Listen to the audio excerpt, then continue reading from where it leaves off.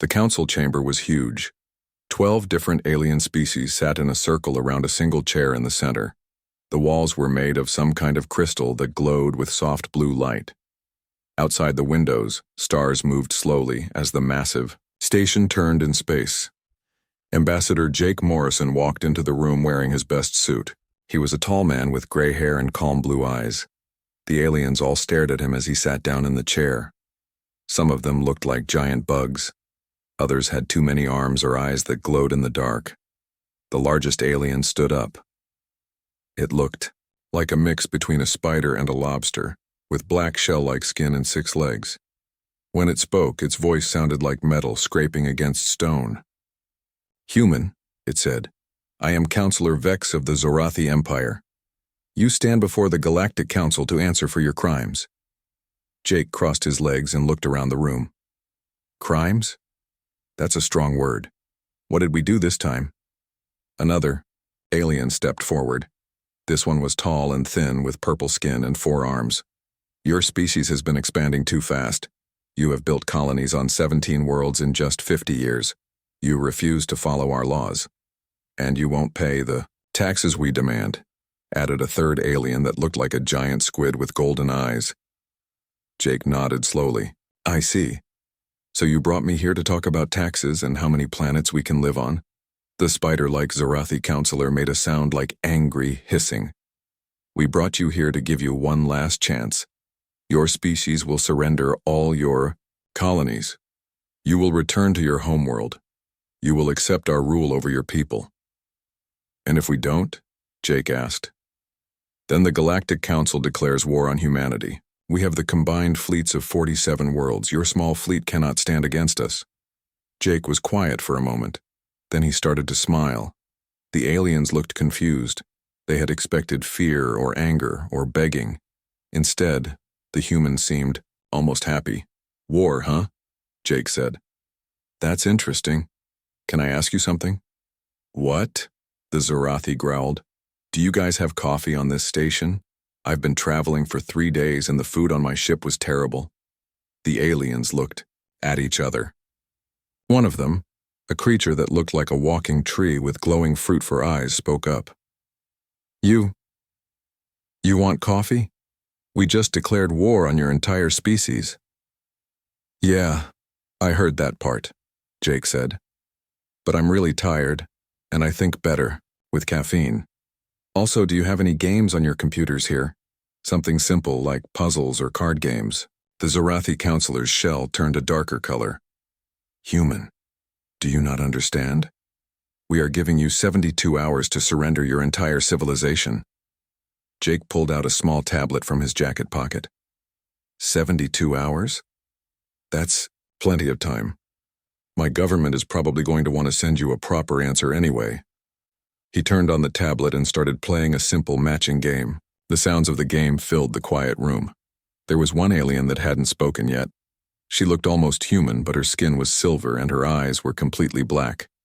She was staring at Jake with a confused expression on her face. Her people, the Valerians, could read emotions and thoughts from other beings, but when she looked at the human, all she could sense was calm amusement, like he had just heard a funny joke. "Counselor Rix," the Zorathi said to the silver woman, "what do you read from this human? Is he afraid? Is he planning something?" "Counselor," Rix shook her head slowly. I cannot understand. He is not afraid. He is not angry. He seems to find this whole situation entertaining." Jake looked up from his game. "Oh, I do. This is definitely the most interesting thing that's happened to me this month. Usually these meetings are just about trade agreements and mining rights." "You think this is funny?" another alien asked. This one looked like a giant centipede with a human-like face at the front. "A little bit, yeah," Jake said. "I mean, 47 worlds declaring war on us? That's either really brave or really stupid. I'm not sure which yet." The aliens started talking among themselves in their own languages. Jake could hear the worry in their voices, even though he couldn't understand the words. They had expected the human to fall to his knees and beg for mercy. Instead, he was playing games and asking for coffee. After a few minutes, the Zorathi counselor spoke again. Human Morrison, you will be kept here until your government responds to our demands. You will not be harmed, but you will not be allowed to leave. Sure, that's fine, Jake said without looking up from his tablet. This room is pretty comfortable. Better than most hotels I've stayed in. 2 guards came into the room. They looked like giant mantises with 4 arms each. They gestured for Jake to follow them. As he walked toward the door, Jake turned back to the council. Oh, one more thing, he said. When you contact my government, make sure you talk to President Lisa Carter directly. She handles all the important decisions. And tell her Jake says hi. The guards led him out of the room. As the door closed behind them, Jake could hear the aliens arguing loudly about what to do next. 3 hours later, Jake was sitting in a small but comfortable room with a bed, a table, and a window that looked out at the stars. One of the mantis guards was standing by the door watching him carefully. Jake had found some napkins and was tearing them into small pieces. Hey, he said to the guard, do you know how to play poker? The guard made a clicking sound that might have been confusion. It's a card game, Jake explained. Really simple to learn. We can use these napkin pieces as cards. Want me to teach you? The guard looked at the human like he was crazy. But after an hour of boredom, the alien sat down at the table. Jake began explaining the rules of poker, using torn napkins marked with alien symbols. Meanwhile, on Earth, President Lisa Carter was having her morning coffee when her secretary walked into the Oval Office. Madam President, the secretary said, we just received a message from the Galactic Council. They've declared war on us. Lisa took another sip of her coffee. Declared war? Really? How many ships do they have? According to our intelligence, about 10,000 warships from 47 different worlds. Lisa nodded and stood up. She walked to the window and looked out at the gardens. 10,000 ships. That's cute. Get me Admiral Pete Harrison on the phone and call an emergency meeting with the Defense Council. Right away, ma'am. Should I activate the emergency protocols? Lisa turned back to her secretary. Not yet. Let's see what Pete thinks about all this first. Oh, and make sure Jake Morrison is okay. If they hurt our ambassador, this whole situation is going to get a lot more complicated. As the secretary left the room, Lisa sat back down at her desk. She pulled out a secure tablet and began typing a message to the military commanders scattered across human space. The message was simple. Council has declared war. Prepare for full response. Wait for my orders. Then she leaned back in her chair and smiled. It was the same smile Jake had worn in the council chamber. After 50 years of careful preparation, it looked like humanity was finally going to show the galaxy what they were really capable of. 3 days passed since the Council declared war on humanity. The alien leaders waited for Earth's response. They expected to receive surrender papers or desperate messages begging for peace. Instead, they got a single short message that made them all confused. The message said, "Your declaration received. Humanity will respond when ready." That was it. Nothing else. Counselor Vex of the Zorathi paced around his private chamber on the station. His 6 legs clicked against the metal floor as he walked back and forth. "What kind of response is that?" he growled to his assistant. "Perhaps they are too afraid to answer properly," the assistant suggested. But Counselor Rix, the silver-skinned Valerian, was not so sure. She had been thinking about the human ambassador for 3 days. Something about his calm behavior bothered her. "No," she said to the other council members. "Humans do not act like any species we have met before. They are planning something, far, away from the council station, in the space around Earth." Admiral Pete Harrison stood on the bridge of his flagship. The ship was called the UES Defiance, and it was the biggest human warship anyone had ever seen. At least that's what the aliens thought. Pete was a short man with gray hair and scars on his hands from his years as a fighter pilot. He looked out at the stars and smiled. His second-in-command, Commander Amy Stevens, walked up to him with a tablet full of reports. "Sir," she said, "our intelligence shows that the Council has gathered over 10,000 warships. They're coming from 47 different worlds. The biggest fleet in galactic history. Pete nodded and took the tablet. He looked at the numbers for a few minutes, then he handed it back to Amy. 10,000 ships, he said. That's actually fewer than I expected. Amy looked confused. Sir? Fewer than expected? I thought they might bring more, Pete said. Oh, well, send a message to all civilian ships in the solar system. Tell them to clear the shipping lanes for the next few days. We expect some traffic. Amy stared at her admiral. Traffic, sir? Yeah, traffic. We don't want any cargo ships getting in the way when things get busy. Pete turned to his communications officer, a young man named Ben Parker. Ben, send a message to all fleet commanders. Tell them to maintain normal patrol patterns. No changes. To schedules. Ben looked just as confused as Amy. Normal patrol patterns, sir, we're at war. Pete laughed. Are we? I hadn't noticed. The aliens can declare war all they want, but war doesn't start until both sides are ready to fight.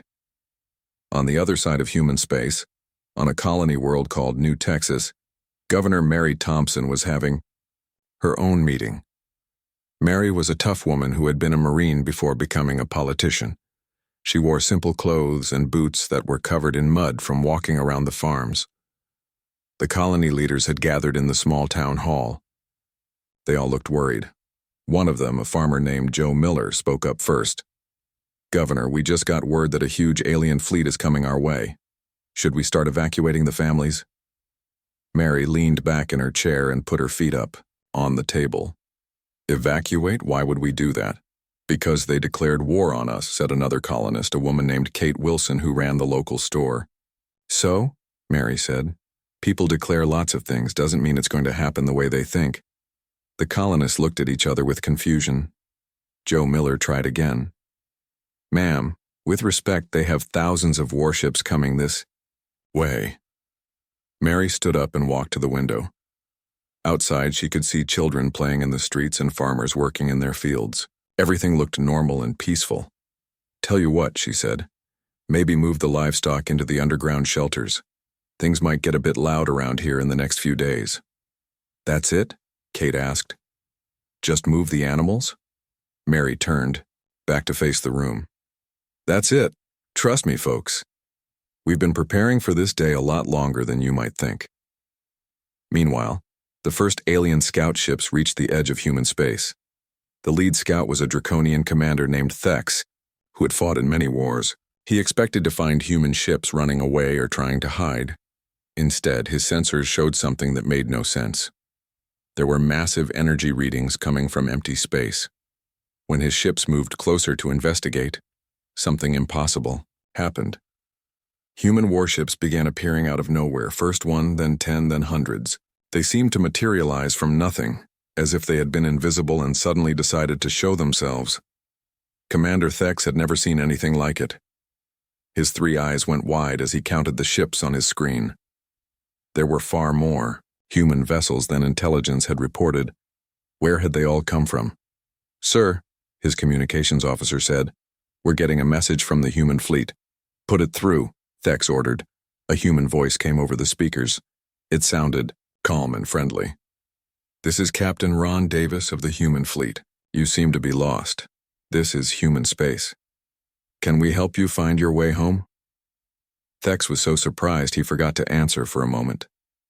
These humans were treating him like a lost tourist, not an enemy scout. We are advanced scouts for the Galactic Council fleet, Thex finally said. We demand you surrender immediately. There was a pause. Then the human captain spoke again. I'm sorry, but we don't surrender on weekdays. Maybe try again on Saturday. Other human ships began appearing around the scout fleet. Thex realized with growing fear that he was surrounded, but the humans weren't shooting. They were just watching. And waiting. Sir, his weapons officer whispered. Should we open fire? Thex looked at his screens. The human ships were bigger than his scouts, and there were a lot more of them. But something else worried him more. These humans weren't acting like any enemy he had ever faced. They seemed almost bored. No, he said. We retreat. Send a message to the main fleet immediately. As the scout ships turned to leave, Thex sent his report back to the council fleet. His message was simple, but terrifying.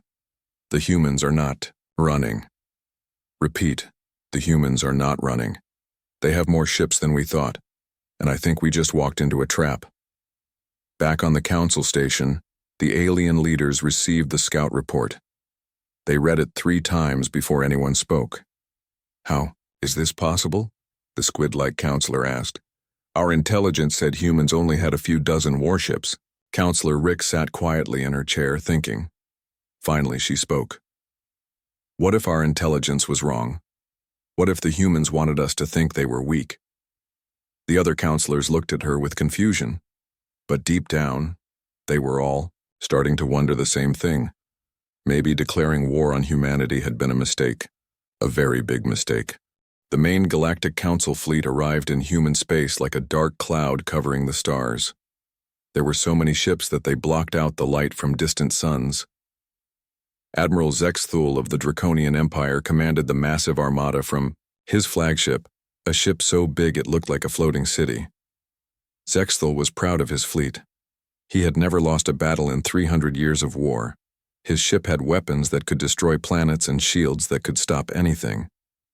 He expected the humans to see his fleet and surrender immediately. But when the alien armada arrived, they found something that made no sense. The humans were already waiting for them, and there were a lot more human ships than anyone had expected.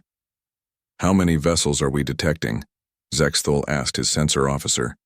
The alien at the sensor station, a creature with 6 eyes and tentacles for arms, looked confused. Sir, I'm reading over 5,000 human warships, but that's impossible. Our intelligence said they only had 50 ships total. Zexthul felt a cold feeling in his stomach. Are you sure the sensors are working correctly? Yes, sir, I've checked 3 times. The humans have a massive fleet, and they're surrounding us. From the human flagship UES Defiance, Admiral Pete Harrison opened a communication channel to the alien fleet. His voice was calm and friendly, like he was talking to old friends. Welcome to human space, Pete said. I'm Admiral Pete Harrison. You folks seem to have brought quite a few ships with you. Zexthul answered with anger in his voice. Human, I am Admiral Zexthul of the Galactic Council fleet. You will surrender immediately or we will destroy every human world. There was a pause. Then Admiral Harrison spoke again, and he sounded amused. Oh, these old things, Pete said, gesturing at the human fleet around him. We've had them for quite a while. You didn't think we'd show you everything when we first met, did you? The alien commanders looked at each other with growing worry. They had based their attack plans on outdated information. The humans had been hiding most of their military strength. On Earth, in a secret underground facility, Dr. Carl Norton was having the time of his life. Carl was the head of human alien technology research, and he had been studying every piece of alien technology he could get his hands on for the past 50 years. Carl was a thin man with wild gray hair and thick glasses. He wore a lab coat covered in coffee stains and had a big smile on his face. Today he finally got to show off his work. Admiral Harrison, Carl said over the communication system, this is Dr. Norton. Would you like me to explain to our alien friends how we improved their technology? Pete's voice came back through the speakers. Go ahead, Carl. I think they'd find it interesting. Carl turned to face the camera that would broadcast his message to the alien fleet. Hello there, alien folks. You've been really generous with your technical information over the years. Every trade agreement, every technology exchange, every diplomatic meeting. You shared so much data with us. The aliens listening to the transmission felt their blood go cold. They began to understand what had happened. You see, Carl continued, humans are really good at taking things apart and putting them back together better than before. Your shield, technology? We improved it by 40%. You're faster than light engines? We made them twice as efficient. Your weapons? Well, let's just say ours hit a lot harder now. Admiral Zexthul was starting to panic. Impossible. No species has ever improved our technology, Carl laughed. Oh, but we did, and we've been doing it for 50 years.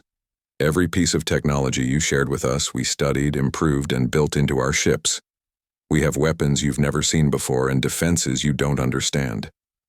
Back on the council station, Counselor Rix was having a meeting with the other council members. They were all watching the standoff between the fleets and none of them felt confident anymore. "How did we miss this?" asked the squid-like counselor. "How did humans hide such a massive military force?" Counselor Rix looked at the other aliens, with her black eyes. "Because we never looked carefully. We saw what they wanted us to see.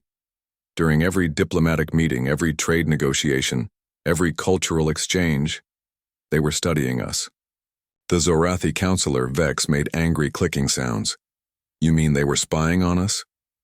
"Not spying," Rick said. "Learning. Every human diplomat, every trade representative, every tourist, they were all gathering information. And we gave it to them freely because we thought they were harmless."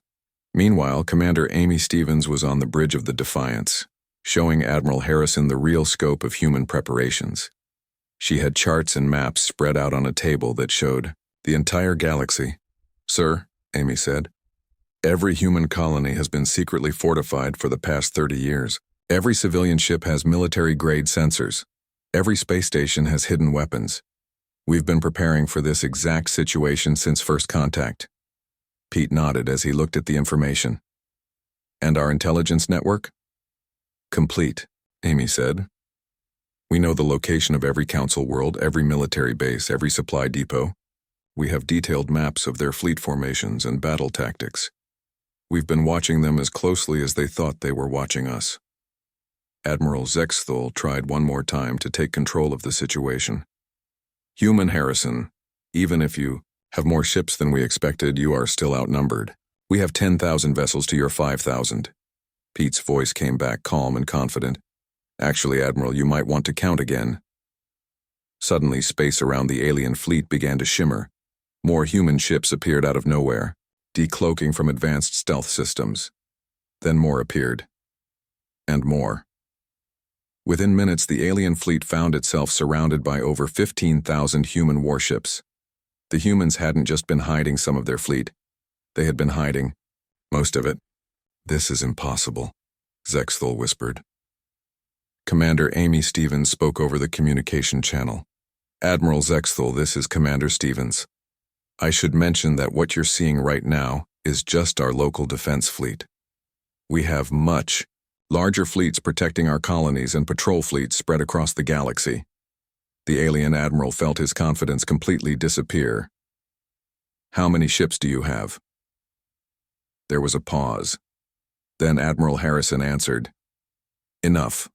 Back on the council station, Ambassador Jake Morrison was still in his room, playing poker with his Mantis guard. The guard had actually gotten pretty good at the game over the past few days. Jake looked at his watch and smiled. "Hey, buddy," he said to the guard. "You might want to find some cover in the next few minutes." The guard made confused clicking sounds. "Cover? Why cover?" Jake checked his watch again. "Oh, it's about time for the demonstration. My people are probably going to show your bosses what our ships can actually do." As if on cue, alarms began blaring throughout the station. The Mantis guard rushed to the window and looked out at space. His eyes went wide with shock. A human ship had appeared right next to the council station. It was so close that its hull was almost touching the station's shields. The ship had appeared without any warning, completely invisible until that moment. Jake walked over to stand next to the guard at the window. "That's the USS Phantom," he said cheerfully. "Captain Ron Davis runs a tight ship. I bet he's here to pick me up." The guard looked at Jake with new understanding. If humans could appear next to the most secure facility in council space without being detected, then nowhere was safe. The guard realized that his people had made a terrible mistake. They had declared war on the wrong species. Captain Ron Davis stood on the bridge of the USS Phantom, looking at the massive alien station through his ship's windows. His ship was so close to the station that he could see aliens running around inside through the transparent sections. The OIE station's shields were flashing red where his ship's hull was almost touching them. Ron was a calm man with dark skin and steady hands. He had been a stealth ship captain for 20 years, and this was the kind of mission he lived for. He opened a communication channel to the station. "This is Captain Ron Davis of the USS Phantom," he said in a friendly voice. "We're here to pick up our ambassador. I hope that's not a problem." Inside the station, the council members were in complete panic. Alarms were ringing everywhere, and security guards were running through the corridors. The fact that a human ship had appeared next to their most secure facility, without any warning, was terrifying. Counselor Vex of the Zarathi was screaming at his security chief. "How did they get so close? Where were our sensors?" The security chief, a nervous-looking alien with too many eyes, was shaking. "Sir, they just appeared. One moment there was nothing, the next moment their ship was right next to us." Counselor Rix looked out the window at the human ship. She could feel the emotions of the humans on board, and what she sensed made her even more worried. They were not afraid or excited. They were completely confident, like this was just another normal day for them. Back in human space, Admiral Pete Harrison decided it was time to end this situation. He had been patient with the aliens, but now he wanted to show them exactly what humanity was capable of. "Amy," he said to Commander Stevens, "I think it's time for a demonstration. Target that dead moon in Sector 7. Amy looked at the tactical display. The dead moon was about the size of Earth's moon, just a big rock floating in space with no atmosphere or life. "What kind of demonstration, sir?" "The full package," Pete said with a smile. "Let's show our new friends what 50 years of weapons development looks like." Amy nodded and began giving orders to the human fleet. Ships started moving into formation, preparing to demonstrate weapons that the aliens had never seen before. Meanwhile, on Earth, President Lisa Carter was finally ready to address the Galactic Council directly.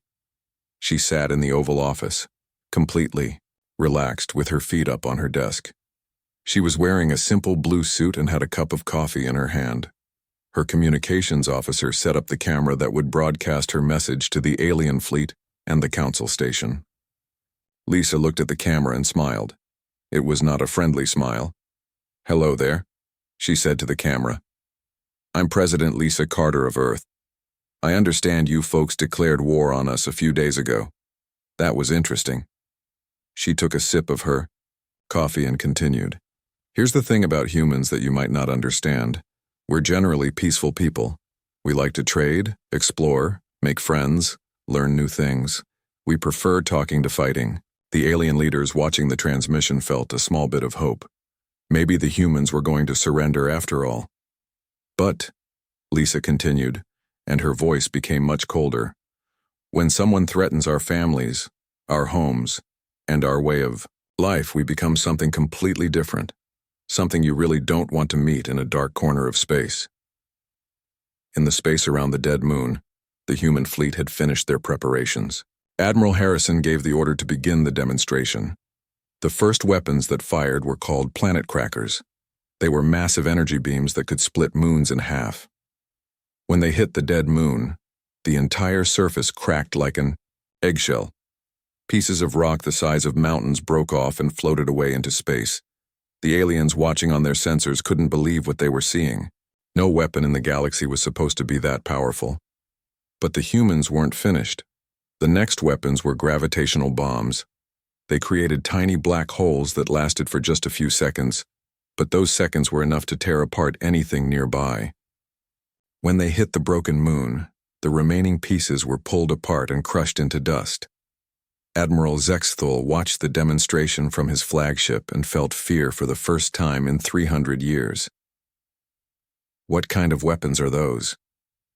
he whispered. The worst was yet to come.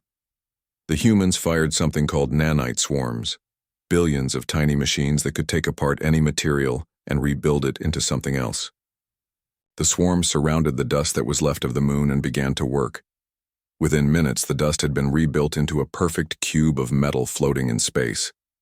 The cube was exactly 1 kilometer on each side, and it gleamed like silver in the starlight.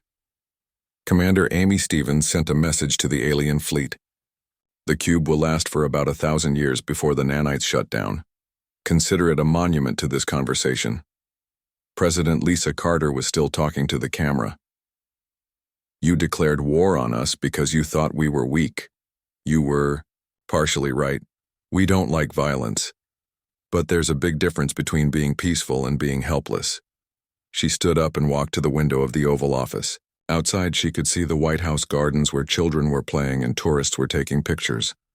Everything looked normal and peaceful. "We've been preparing for hostile contact since before we left our own solar system," she said. "Every human colony, every spaceship, every space station has been built with defense in mind. We hoped we'd never need to use our preparations, but we've always been ready." She turned back to the camera. "You want to know what we want? We want exactly what we wanted before you declared war on us, to be left alone to grow and explore, in peace. The difference is now you know what happens when you threaten that peace." Back on the council station, Ambassador Jake Morrison was walking down the corridor toward the docking bay where the USS Phantom was waiting. The Mantis guard was escorting him, but now the guard was treating Jake with much more respect. "Ambassador Morrison," the guard said in broken human language, "your people, very strong." Jake nodded. "We can be, but we prefer to be friendly.